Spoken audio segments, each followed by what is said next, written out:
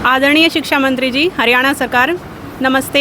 मैं पूनम रानी और उन सभी 2069 कैंडिडेट्स को यहाँ पर रिप्रेजेंट करने के लिए आई हूँ जो कौशल रोजगार निगम के तहत 2 दिसंबर 2022 को शॉर्टलिस्टेड हुए थे। और हम 10 महीनों से यहाँ पर धक्के खा रहे हैं। जिस भी मंत्री के पास जाते हैं, जिस भी एमएलए के पास जाते हैं, हमें आश्वासन के सिवा कुछ नहीं मिलता। शायद आला अधिकारी को ये पता नहीं है कि हम 10 महीने से इस बेरोज़गारी की मार को कैसे झेल रहे हैं। आपको नहीं पता कि हम कैसे फीमेल कैंडिडेट्स, मेल कैंडिडेट्स कैसे अपने घर का गुजारा कर रहे हैं। हमें अब आश्वासन नहीं चाहिए। हम 10 महीने से आश्वासन लेकर थक गए हैं। अब हमें एक लीगल गारंटी चाहिए माननीय श्री शिक्षा मंत्री जी से कि वो डीएससी को आदेश दें कि हमारी जॉइनिंग लेटर जल्द से जल्द इशू करवाएं।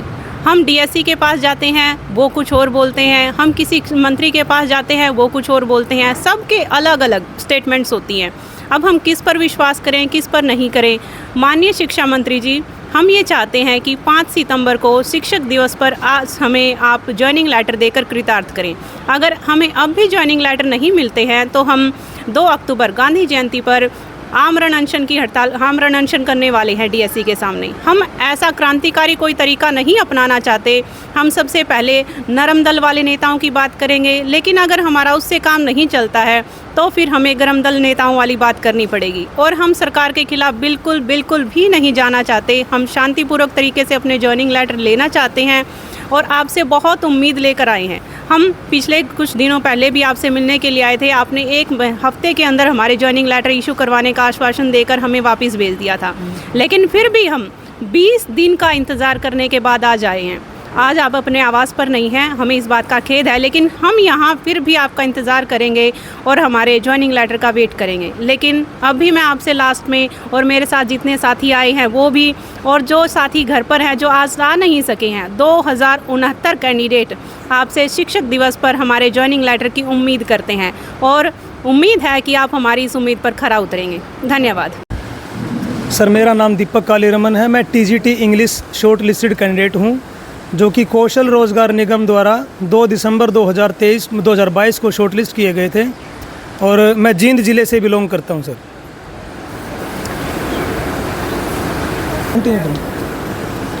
मैं सर अपने अन्य साथियों के साथ आज माननीय शिक्षा मंत्री जी के पास बड़ी उम्मीद लेके आया हूं, बड़ा विश्वास लेके आया हूं कि हमारी आज पूरे 9 महीने हो चुके हैं कि हमें ज्वाइनिंग नहीं मिली।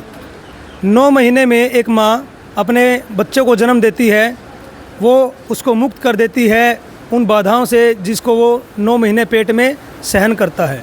और हम अध्यापक आज भी उसी पीड़ा को 9 महीने से ज़्यादा समय से सहन करते आ रहे हैं और हम शिक्षा मंत्री जी से उस माता और पिता की तरह गुजारिश लगाने के लिए आए हैं, ये विनती करने के लिए आए हैं कि हमारे इस 9 महीने की बेरोज़गारी की मार से हमें मुक्त करवाएं, जल्दी से जल्दी हमें ज्वाइनिंग करवाएं। शिक्षा विभाग की तरफ से हमें बार बार रेगुलर टीचर्स की ट्रांसफ़र के नाम पे हमारी ज्वाइनिंग से वंचित किया गया है। लेकिन हम एक सवाल पूछना चाहते हैं शिक्षा विभाग के उन आला अधिकारियों से कि वो क्यों बार बार सरकार को और क्यों बार बार हम सेकंड शॉर्ट लिस्टेड कैंडिडेट को गुमराह कर रहे हैं, अनदेखा कर रहे हैं, जबकि हमारी शॉर्ट लिस्टेड होने से ठीक 1 हफ़्ता पहले जिनको शॉर्ट लिस्ट किया गया था उनको भी तो शिक्षा विभाग ने ज्वाइन करवाया है। ये भेदभाव क्यों? सेम पोस्ट के लिए सेम डिपार्टमेंट ने शॉर्ट लिस्टेड भी करवाया, ज्वाइनिंग भी करवाई, लेकिन हमारा क्या कसूर है? हमें तो जनवरी में बहुत अच्छे से वेरीफाई भी करवाया जा चुका है डिपार्टमेंट के द्वारा, हमारा कंप्लीट वेरिफिकेशन हो चुका है। हम जनवरी से ही दर दर की ठोकरें खा रहे हैं। हमने कोई भी मंत्री, हमने कोई भी डिपार्टमेंट, कोई भी अधिकारी, कोई भी अफसर हमने नहीं छोड़ा जिससे हमने अप्रोच नहीं किया, जिससे हमने मुलाकात नहीं की, जिससे हमने विनती और गुजारिश नहीं की। हमारी कहाँ पे कमी रह गई, एक बार हमें ये बता दीजिए सर। अगर आपको ये लगता है कि सेकंड शॉर्ट लिस्टेड कैंडिडेट ही प्रभावित होंगे रेगुलर टीचर की ट्रांसफ़र से, तो मेरा उन आला अधिकारियों से, शिक्षा विभाग के उन सभी अधिकारियों से एक सवाल है कि जो अतिथि अध्यापक लगे हुए हैं या हमारे से 1 हफ़्ता पहले जो शॉर्ट लिस्टेड किए गए जो कैंडिडेट हैं, वो भी तो उस रेगुलर टीचर की ट्रांसफ़र से प्रभावित होंगे। उस दशा में उनके लिए भी तो आपने कुछ अरेंजमेंट किए गए होंगे।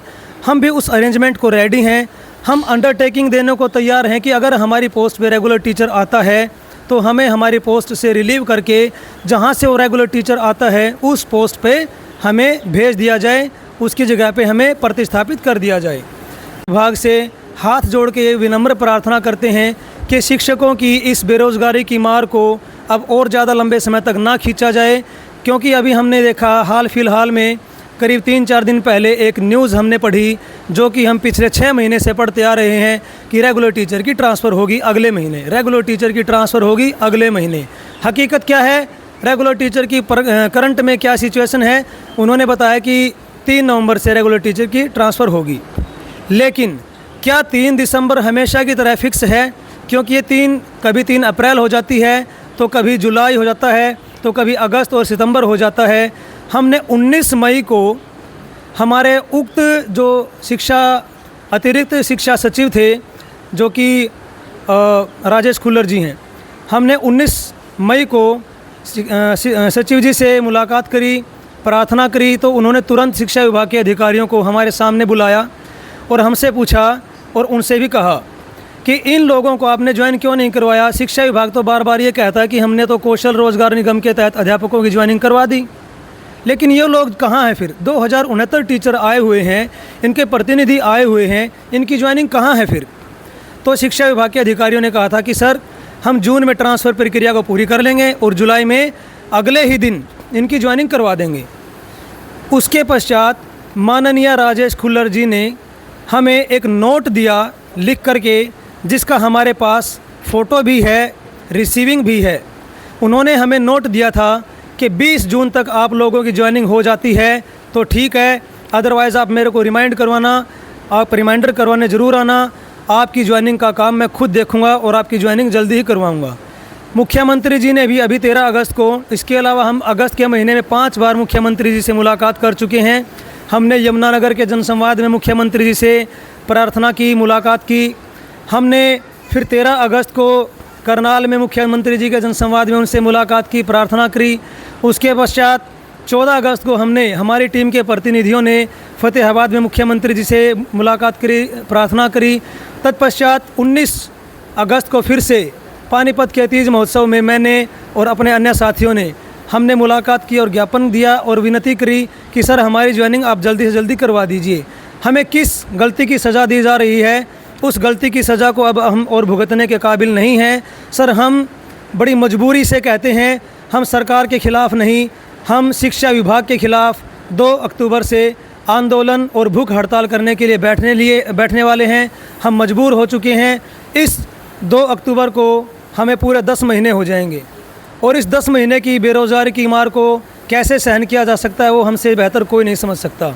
हमारे साथ आज जो फीमेल साथी आए हुए हैं, जो कि अन्य ज़िलों से आए हुए हैं, कोई विधवा हो चुकी है, तो किसी का तलाक हो चुका है, तो किसी के हस्बैंड एक्सीडेंट की वजह से कमाने खाने के लायक नहीं रहे।